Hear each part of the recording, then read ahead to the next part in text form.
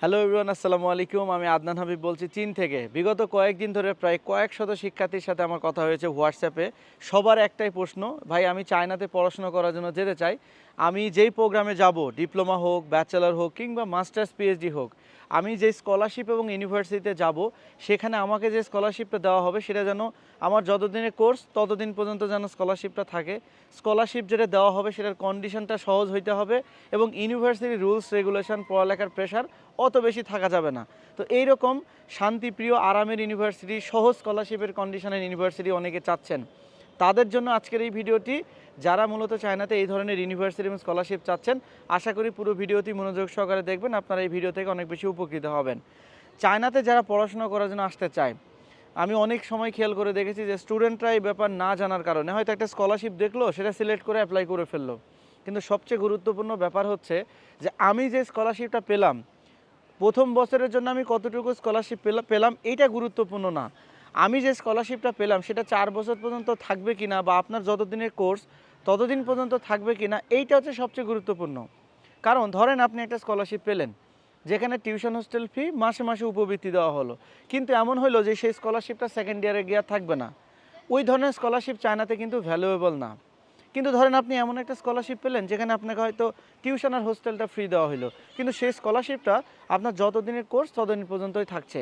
এই স্কলারশিপগুলোকে বলা হচ্ছে ভ্যালুয়েবল এবং ভালো স্কলারশিপ, বা সহজ স্কলারশিপ কন্ডিশনের আরামের ইউনিভার্সিটি এগুলো। ঠিক আছে, আমি পারতপক্ষে যারা বাংলাদেশ থেকে চীনে পড়াশোনা করার জন্য আসতে চায় বা চীনে পড়াশোনা করার জন্য আসে, আমি তাদেরকে একটা জিনিস সবসময় রেফার করি যে ভাই, চায়নাতে আপনি পড়াশোনা করার জন্য আসতেছেন, আপনার স্কলারশিপের পরিমাণ একটু কম হোক, খরচ 2টা পয়সা বেশি লাগুক, কিন্তু এমন একটা স্কলারশিপ এবং ইউনিভার্সিটি আপনি সিলেক্ট করেন যেখানে আপনার স্কলারশিপের কন্ডিশন সহজ থাকবে, ইউনিভার্সিটির রুলস রেগুলেশন তেমন হার্ড থাকবে না, এবং আপনার স্কলারশিপটা যতদিনের কোর্স ততদিন পর্যন্ত থাকবে। মানে আপনি জাস্ট ধরেন একটা ইউনিভার্সিটিতে আসলেন, আপনি পাশ করলেন, অথবা সামহাও কোনো কারণে ফেল করলেন, রিটেক দিয়ে আবার পাশ করলেন, কিন্তু আপনার স্কলারশিপ ছুটে যাবে না, স্কলারশিপ আপনার কন্টিনিউয়াসলি থাকবে। এই ধরনের বিশ্ববিদ্যালয়গুলোতে পড়াশোনা করার জন্য আসবেন। এটা আমি বেশিরভাগ শিক্ষার্থীকেই রেফার করি। যেমন আমার প্রায় 400 থেকে 500 স্টুডেন্ট নিয়ে আমি কাজ করি এভরি ইয়ার বাংলাদেশ থেকে। আমার যারা পার্সোনাল স্টুডেন্ট, যাদেরকে আমি চায়নাতে অ্যাডমিশন করাই, আমার স্টুডেন্টদেরকে পার্সোনালি আমি একটা জিনিসই সবাইকে রেফার করি, যে তোমার স্কলারশিপ একটু কম হোক, কিন্তু তোমার স্কলারশিপের কন্ডিশনটা সহজ হইতে হবে, যে যাতে তুমি চায়নাতে আসার পরে একটু আরামে পড়াশোনাটা করতে পারো, যাতে ভার্সিটিতে তোমার চায়না আসার পরে স্কলারশিপের কন্ডিশন, ভার্সিটির এই বিষয়গুলো নিয়ে যাতে একটা মেন্টালি প্রেশারে থাকতে না হয়। কারণ চায়নাতে যখন একটা স্টুডেন্ট চলে আসে, আলটিমেটলি তার ফ্যামিলি এখানে থাকে না, সে এখানে এখানে একা থাকে, সারভাইভ করে। তো এই জায়গায় এসে যখন দেখবে যে তার স্কলারশিপ থাকে কি নাই, এই এই বুঝি স্কলারশিপ চলে গেল, এইরকম যখন একটা হার্ড একটা কন্ডিশনের চাপ যখন একটা থাকবে, তখন আলটিমেটলি তার একটা মানসিক একটা প্রেশারের মধ্যে থাকবে সব সময়। এবং এই প্রেশারে থাকার কারণে বরঞ্চ তার যতটুকু ফিডব্যাক, যতটুকু পড়াশোনা করা উচিত বা যতটুকু তার ফিডব্যাক আসা উচিত, তার চেয়ে খারাপ পড়াশোনা করে ফেলে end of the day. That's why এই প্রেশারটা নিয়ে দেশের বাইরে পড়া যাবে না। আপনি দেশের বাইরে পড়াশোনা করতে আসতেছেন, তার মানে কি আপনি একটা ভালো ইউনিভার্সিটি নিয়ে পড়বেন, আপনার একটা স্কলারশিপ থাকবে, আপনি শান্তি করে পড়াশোনা করতে পারবেন, কন্ডিশন নিয়ে অত বেশি মেন্টাল প্রেশার থাকতে হবে না। এই বুঝি স্কলারশিপ চলে গেল, এই ধরনের কোনো টেনশন থাকবে না। এই বিষয়গুলোকে আপনি চিন্তা কনসিডার করেছেন বিধেই তো আপনি চীনে উচ্চশিক্ষা বা বিদেশে উচ্চশিক্ষার জন্য আসার পরিকল্পনা করেছেন। তো সেটাকে তো আপনাকে ন্যূনতম প্রায়োরিটি দিতে হবে। সো এখন আমি ধাপে ধাপে আসবো। যারা ডিপ্লোমা প্রোগ্রামে অ্যাপ্লিকেশন করবেন, যারা এসএসসি বা দাখিল পাস করেছেন কিংবা ভোকেশনাল থেকে এসএসসি পাস করেছেন, যারা চায়নাতে ডিপ্লোমা প্রোগ্রামের জন্য অ্যাপ্লিকেশন করতে চান, ওই সকল শিক্ষার্থীদের জন্য আমি বলবো যে আপনি যেই প্রতিষ্ঠানে অ্যাপ্লিকেশন করার জন্য সিলেক্ট করছেন, সেটা আমার সহযোগিতা অ্যাপ্লিকেশন করেন, অন্য এজেন্সি হোক, এজেন্ট হোক, যার সহযোগিতা অ্যাপ্লিকেশন করেন না কেন, সর্বপ্রথম আপনি নিশ্চিত হবেন আপনার স্কলারশিপ যেখানে দেওয়া হচ্ছে সেটার কন্ডিশন কি, আপনার যতদিনের কোর্স সেই কোর্স পর্যন্ত স্কলারশিপ ধরে রাখার জন্য কী কী কন্ডিশন আছে, এবং আপনার যতদিনের কোর্স ততদিন পর্যন্ত স্কলারশিপ দিবে কিনা এটা নিশ্চিত হয়ে নেবেন আপনি। সেটা আমার সহযোগিতা অ্যাপ্লাই করেন বা অন্য কারো সহযোগিতা অ্যাপ্লাই করেন, এই জিনিসটা নিশ্চিত হবেন। হওয়ার পরে দেখা যাচ্ছে আপনার কাছে 10 থেকে 12টা প্রতিষ্ঠান আছে, সেখান থেকে যেই বিশ্ববিদ্যালয় বা যেই প্রতিষ্ঠান, যেই কলেজের কন্ডিশন সবচেয়ে কঠিন সহজ মনে হবে, আপনি সেই প্রতিষ্ঠানটাকে সিলেক্ট করার চেষ্টা করবেন।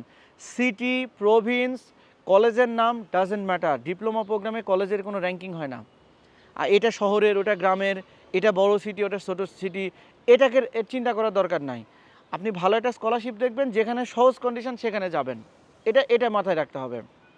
পরের ব্যাপার আসি ব্যাচেলর প্রোগ্রামের জন্য। যারা চায়নাতে ব্যাচেলর প্রোগ্রামের জন্য অ্যাপ্লিকেশন করেন মূলত, বিশেষ করে বাংলাদেশে যারা উচ্চ মাধ্যমিক পাশ করছে, এ লেভেল থেকে যারা পাশ করেছে, অথবা পলিটেকনিক ইনস্টিটিউট থেকে যারা ডিপ্লোমা ইঞ্জিনিয়ারিং কমপ্লিট করেছেন, তারাই কিন্তু মূলত চায়নাতে ব্যাচেলর প্রোগ্রামের জন্য অ্যাপ্লিকেশন করে থাকে। এখন একটা স্টুডেন্ট যখন চায়নাতে ব্যাচেলর প্রোগ্রামের জন্য অ্যাপ্লিকেশন করে থাকে, এখানে কিন্তু প্রায় 4 ক্যাটাগরি স্কলারশিপ থাকে। প্রথম ক্যাটাগরি হচ্ছে tuition hostel free, monthly stipend, এরকম কিছু ইউনিভার্সিটি আছে। আবার বি ক্যাটাগরি সেখানে দেয় মোটামুটি টিউশন হোস্টেল দুটোই ফ্রি দেয়। সি ক্যাটাগরি যেটা, সেখানে অনলি টিউশনটা ফ্রি দেয়, হোস্টেলের ভাড়াটা পেমেন্ট করতে হয়।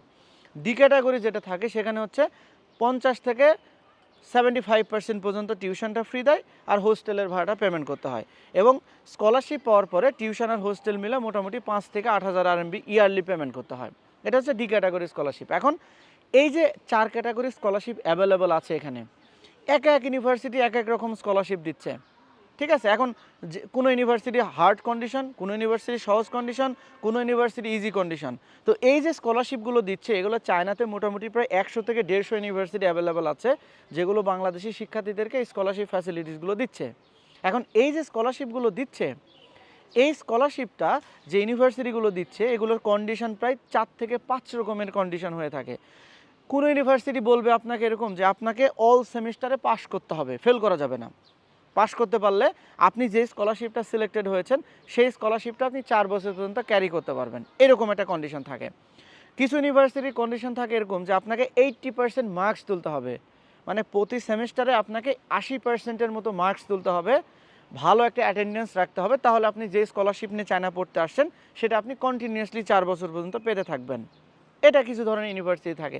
কিছু ইউনিভার্সিটি থাকে যে আপনি শুধু পাস করবেন, বাট সামহাও যদি কোনো কারণে ফেলও করেন, আপনি রিটেক দিয়ে আবার পাস করবেন, আপনার স্কলারশিপ কিন্তু কন্টিনিউ হবে, স্কলারশিপ বাতিল হবে না। এরকমও কিছু সহজ কন্ডিশনের ইউনিভার্সিটিও আছে। আবার কিছু সংখ্যক ইউনিভার্সিটি আছে এরকম যে আপনি ভালো রেজাল্ট করলে হবে না, 80% মার্কস তুললে হবে না, পাস করলেও শুধু হবে না, আপনার ক্লাসের মধ্যে একটা ভালো পজিশনে থাকতে হবে।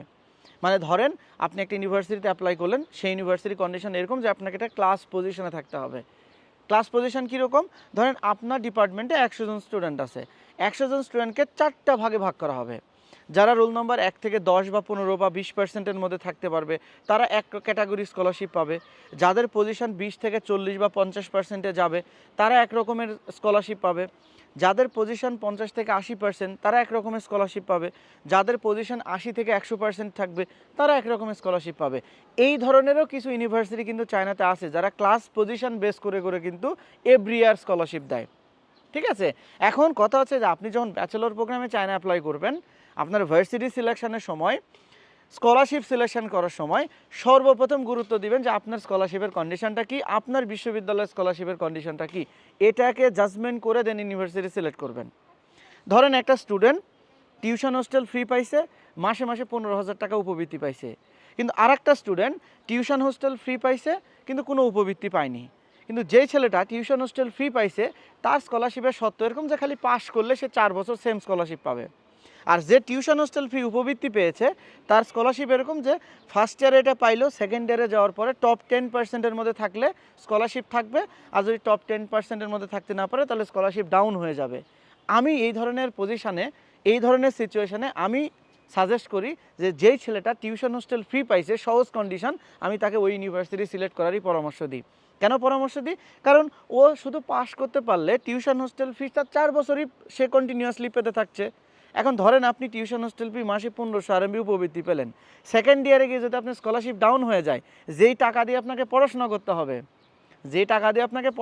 হবে, তার চেয়ে বরং আপনি টিউশন হোস্টেল ফ্রি স্কলারশিপে আপনি 4 বছর যখন আপনি সেম স্কলারশিপে পড়তে পারছেন, তার থেকে কম খরচে পড়তে পারবেন আপনি, তার চেয়ে কম খরচ হবে বরং টিউশন হোস্টেল ফ্রিতে। কিন্তু বাংলাদেশি স্টুডেন্টরা অনেক সময় লোভে পড়ে বলি বা বিভিন্ন এজেন্টের অতীব প্ররোচনায় বলি, এই জিনিসগুলো হয়ে যায় যে হ্যাঁ একটা স্টুডেন্ট স্টাইপেন্ড পেয়ে গেছে, তখন সে মনে করে আরে আমি তো স্টাইপেন্ড পেয়ে গেছি, মাসে মাসে 1500 RMB, একটা বিগ অ্যামাউন্টের স্কলারশিপ, প্রতি মাসে মাসে এতগুলো করে টাকা পাবো, এই চিন্তা ভাবনা থেকে তারা ওই উপবৃত্তি সহ স্কলারশিপগুলো সিলেক্ট করে ফেলে। তবে আমি এটা বলছি না যে সব উপবৃত্তি সহ স্কলারশিপের কন্ডিশন কঠিন, যেগুলো স্কলারশিপের কন্ডিশন কঠিন সেগুলোকে সিলেক্ট করার আগে 3 বার চিন্তা করে আসবেন।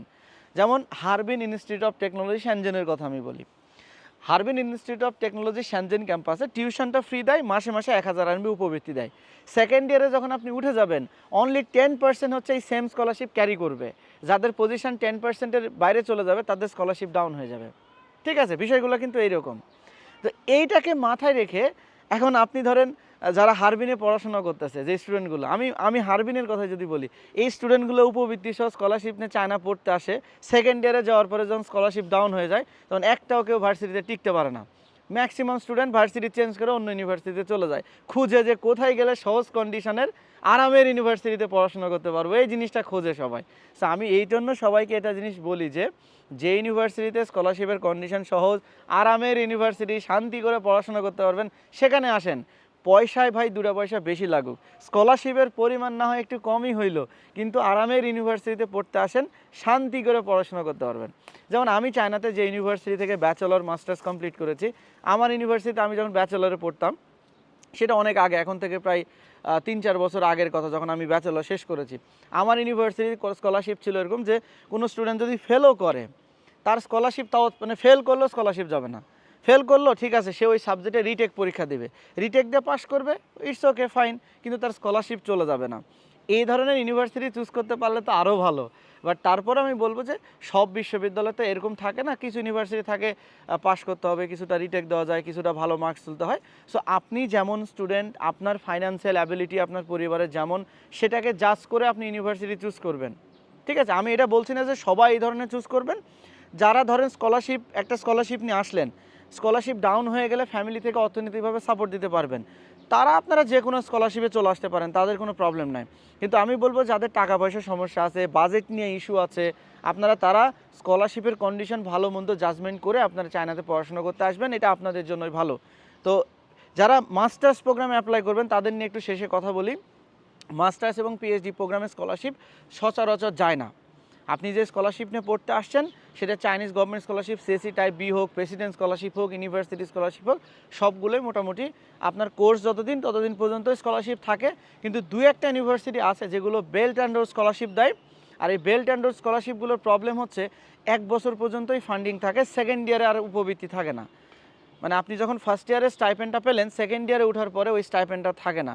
এই জন্য আপনি মাস্টার্স বা পিএইচডিতে যে ইউনিভার্সিটিতে অ্যাডমিশন নিচ্ছেন না কেন, আপনার ফান্ডিংটা আপনার 3 বছর, অথবা পিএইচডিতে 4 বছর। তো আপনার যতদিনের কোর্স ততদিন পর্যন্ত আপনার ফান্ডিং আছে কিনা এটা মেক শিওর হওয়ার পরে আপনি ইউনিভার্সিটি ফাইনালাইজ করবেন, এটা আপনার জন্য বেস্ট হবে। 2026 সেপ্টেম্বর ইনটেকে যারা চায়নাতে অ্যাডমিশন নিতে চাচ্ছেন, যারা এই ব্যাপারে আমাদের সাথে পরামর্শ করতে চাচ্ছেন, আমাদের সহযোগিতা নিতে চাচ্ছেন, যে ভাই কোন ইউনিভার্সিটিটার সহজ কন্ডিশন, আমি এরকম একটা স্কলারশিপে পড়তে চাই, কোন ইউনিভার্সিটির কন্ডিশন সহজ, আমাকে একটু সাজেশন করেন, আমাকে এরকম একটা সহজ স্কলারশিপ, সহজ কন্ডিশন, সহজ ইউনিভার্সিটি, আরামের ইউনিভার্সিটি আমাকে একটা ব্যবস্থা করে দেন, অ্যাডমিশন করে চায়নাতে নিয়ে আসেন, তারা আমাদের সাথে যোগাযোগ করতে পারেন। আমাদের কাছে ডিপ্লোমা, ব্যাচেলর, মাস্টার্স, পিএইচডিতে প্রায় 100-র উপরে ইউনিভার্সিটি আছে যেগুলোতে আপনি আরামে পড়াশোনা করতে পারবেন। স্কলারশিপের কন্ডিশন যেমন ইজি, আপনি শান্তি মতো পড়াশোনা করতে পারবেন। বাংলা কথা হচ্ছে আরামের ইউনিভার্সিটিগুলো, সেগুলো আমরা আপনাকে ম্যানেজ করে দিব, অ্যাডমিশন করে দিব। আপনি কাগজপত্রগুলো দেখবেন, কন্ডিশনগুলো ভেরিফাই করবেন, স্কলারশিপগুলো ভেরিফাই করবেন, আফটার দ্যাট ভিসা করে চায়নাতে চলে আসবেন। বাংলাদেশে যত এজেন্সি চায়নাতে অ্যাডমিশন নিয়ে কাজ করছে, সবার থেকে কম খরচে আমরা চায়নাতে স্টুডেন্ট নিয়ে কাজ করি। যদি আমাদের সহযোগিতা নিতে চান, বাংলাদেশে আমাদের ঢাকা, চট্টগ্রাম, রাজশাহী, বগুড়া 4টা অফিস আছে, অফিসে চলে আসবেন, বিস্তারিত আলাপ আলোচনা করে ফাইল ওপেন করবেন, আপনাকে নিয়ে আমরা কাজ শুরু করব। অথবা অনলাইনে যদি তথ্য পরামর্শ নিতে চান, এই ভিডিও ডেসক্রিপশনে একটা হোয়াটসঅ্যাপ নাম্বার আছে, সেখানে নক দিয়েও কিন্তু আপনারা বিস্তারিত তথ্য নিতে পারবেন। সো দেখা হবে, কথা হবে আপনাদের সাথে নতুন কোনো ভিডিওতে। সে পর্যন্ত ভালো থাকবেন, সুস্থ থাকবেন। আল্লাহ হাফেজ।